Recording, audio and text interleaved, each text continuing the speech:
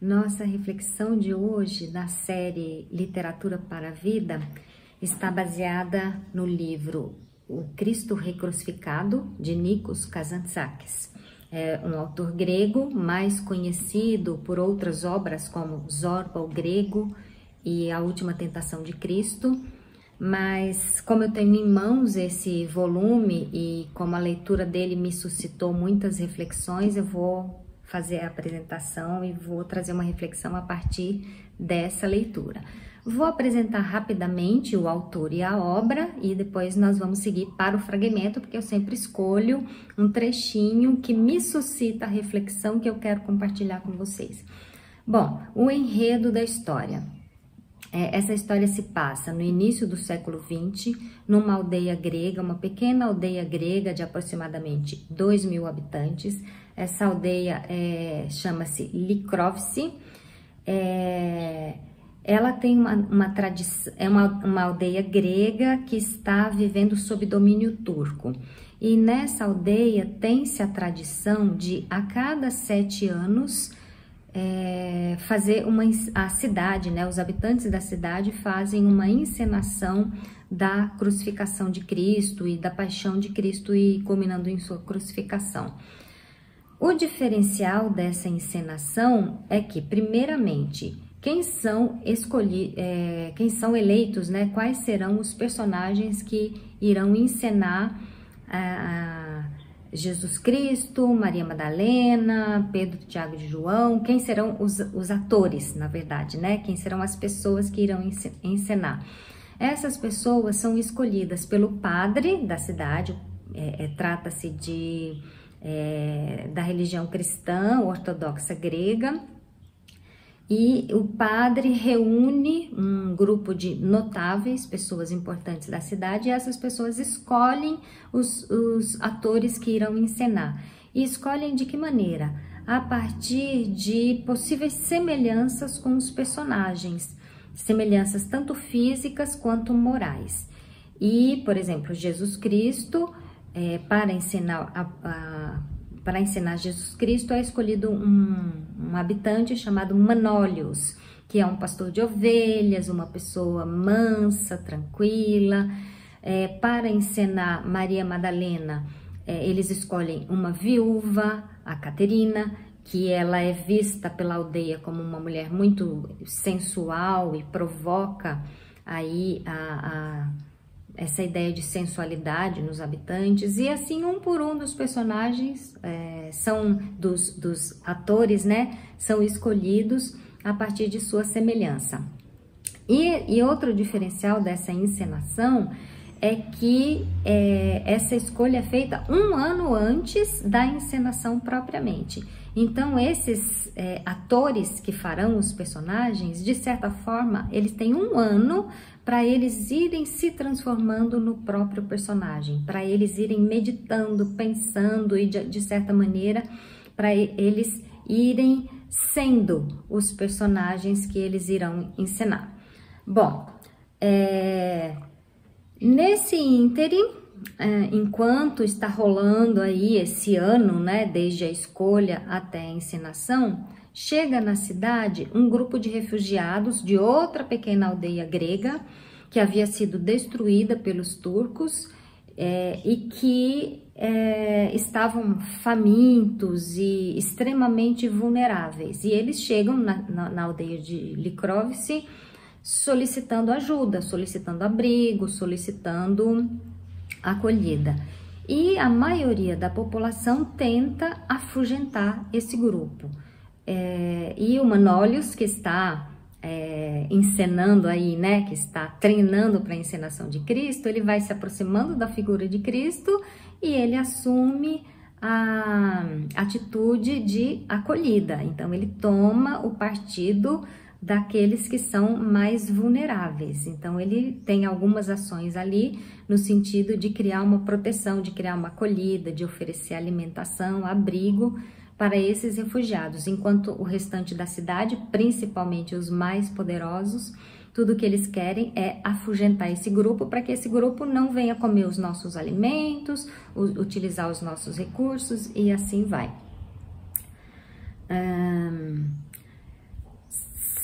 Sendo assim, a trama da história está rolando em torno desse enredo, né? Acolhe ou não acolhe, como é a atitude humana frente à vulnerabilidade do outro.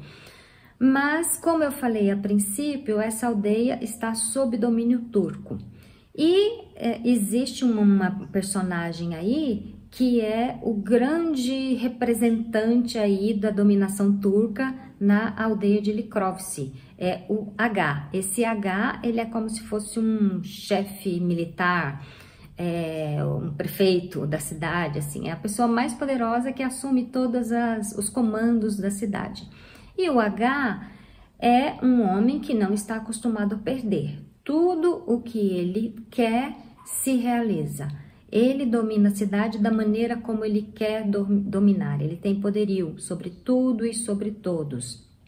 Inclusive, ele tem um caso com essa viúva, a Catherine, mas em um dado momento da história, o H encontra um menino e ele se apaixona ou explora sexualmente esse menino, né? Ele leva esse menino para casa e esse menino ocupa um espaço, sei lá como eu posso dizer isso, de concubinato, não sei como eu posso denominar. Esse menino vive na casa do H e é explorado sexualmente pelo H, mas a parte do menino nem aparece. Como ele sente essa exploração, isso não aparece. E o H sempre demonstra muita violência em relação aos habitantes, que por sinal são de outra religião, né? Então ele domina com pulso forte e violência, mas sempre tem uma atitude muito afetuosa com esse menino, que é o Yusuf.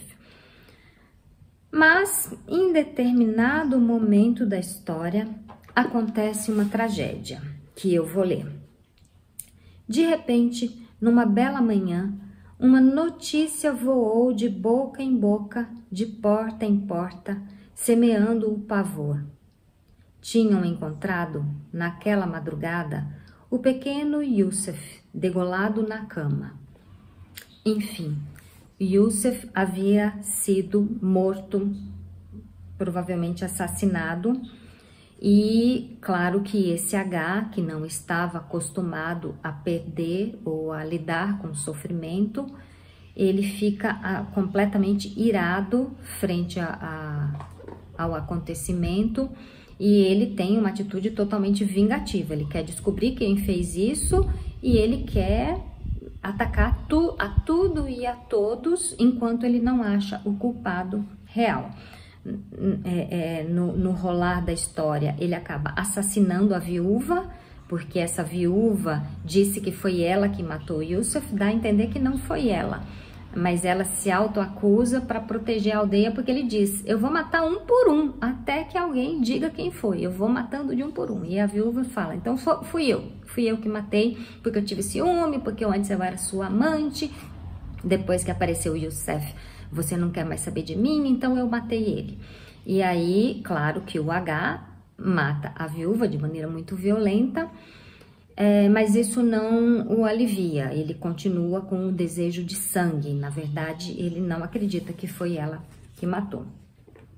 Bom, gente, mas assim, é um enredo pesado, esse Kazantzakis, ele apresenta os aspectos mais reprováveis, não sei se eu posso dizer reprováveis, do ser humano, assim, as características do ser humano que nós tememos tremendamente, muita violência, muito desejo de vingança, muito desejo de ver o outro em situação inferior a mim mesmo. Isso não é só o H, não, todos os personagens vão apresentando inveja, violência, maledicência e todo tipo de características humanas ou de experiências humanas que gostaríamos de não vivê-las e às vezes nós mesmos vivemos essas experiências. Só que o que eu quero dizer aqui é que o Kazantzakis, ele dá muita ênfase a essas características, então é uma leitura um tanto pesada.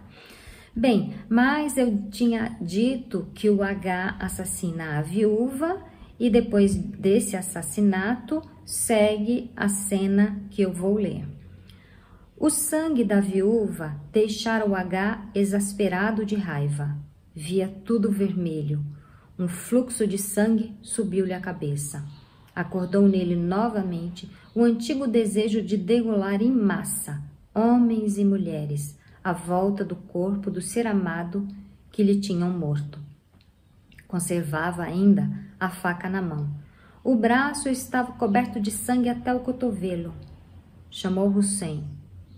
Desça ao cárcere, pegue Manolhos e leve-o ao plátano. Toque a corneta, que os infiéis se reúnam para o espetáculo. Ponha o meu pequeno Youssef debaixo da árvore, para ele também participar da festa. Enforque esse patife, seja ele ou não o assassino. E traga o chicote. Descerei para quebrar-lhe eu próprio os ossos, para me aliviar. É possível que eu enforque os 5 essa noite, enfileirados, culpados ou não, pouco importa. Enforcarei todos, até o último. Por que deixar vivos esses infiéis quando o meu Youssef está lá, estendido, morto? Vá logo. Olha, eu quero dar ênfase nessa frase, nessa fala, para me aliviar. Descerei para quebrar-lhe eu próprio os ossos para me aliviar. É nessa frase que reside a minha pergunta para reflexão. O que fazemos para aliviar o nosso sofrimento? O H, para se aliviar, para aliviar a experiência de dor e de sofrimento que ele estava vivendo, ele reagiu da maneira como lhe era habitual, por meio da violência. E ele multiplicou essa violência muito mais do que ele a praticava habitualmente. Mas ele fazia isso para se aliviar. E aí eu pergunto para mim, para você, o que fazemos para aliviar a nossa experiência de sofrimento? E na nossa clínica, enquanto psicólogos, como percebemos essa experiência dos nossos clientes? Como eles aliviam a experiência de sofrimento? Porque, de fato, a experiência de sofrimento, ela precisa de alguma maneira ser elaborada, esvaziada, aliviada, né? Nós precisamos de alívio para o sofrimento. O próprio H, em momento anterior do livro, ele diz que ele bebe muito o hack, que é uma bebida muito comum lá entre eles. E ele diz que a vida de verdade, ela reside em beber e se embriagar e sentir prazer. Mais uma forma de aliviar o sofrimento. E fica essa pergunta, o que fazemos para aliviar o sofrimento? A maneira como o H reagiu, eu acredito que muitas vezes nós reagimos de maneira semelhante, não em tamanha intensidade, mas no sentido de, se eu sofro, o que eu quero?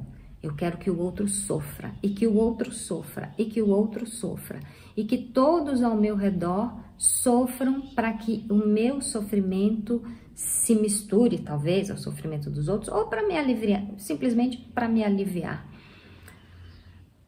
E pensar em outras maneiras. Existem outras maneiras de aliviar o sofrimento sem provocar um efeito dominó. O efeito dominó, eu lembro de uma charge que eu vi há algum tempo em que um homem recebe um sermão do seu chefe no trabalho. Aí ele chega em casa e grita com a mulher. Aí a mulher fica irritada e grita com o filho. E esse menino grita com o cachorro. Temos aí o efeito dominó para se aliviar. Cada um tentando se aliviar. Como eu vou me aliviar do sofrimento pelo qual eu passei? Esse sofrimento apresentado no texto, a morte de uma pessoa querida, é um dos mais intensos. Mas vamos experimentando várias formas de sofrimento alguns mais intensos, outros passíveis de serem enfrentados com mais tranquilidade. Mas a reflexão é: será que eu estou fazendo como o H? Será que nas minhas ações estou provocando o sofrimento no outro na tentativa de aliviar o meu próprio? Será que ao atender um cliente na clínica eu percebo isso? Se eu percebo, a minha posição não é moralizante. E nem aqui, falando com vocês, a minha posição não é moralizante, dizer não faça isso. Não é. Mas precisamos pensar sobre isso, né? A minha posição é trazer a reflexão. É não permitir que esse modo de ser aconteça no piloto automático, aconteça de uma maneira irrefletida, automatizada. É preciso pensar sobre isso. E talvez isso vai aumentar ainda o sofrimento, né? Porque aí, além de ter sofrido alguma coisa, você ainda vai ter que pensar como eu vou reagir a isso, né? Mas é essa pergunta que fica, né? Como reagimos? E se descobrimos que a nossa reação é essa, é produzir sofrimento em cadeia, se descobrimos isso, o que vamos fazer a partir de agora? Existe outra maneira de reagir ao sofrimento que não seja infligir sofrimento ao outro? Fica essa pergunta para mim e para você. Até o próximo vídeo.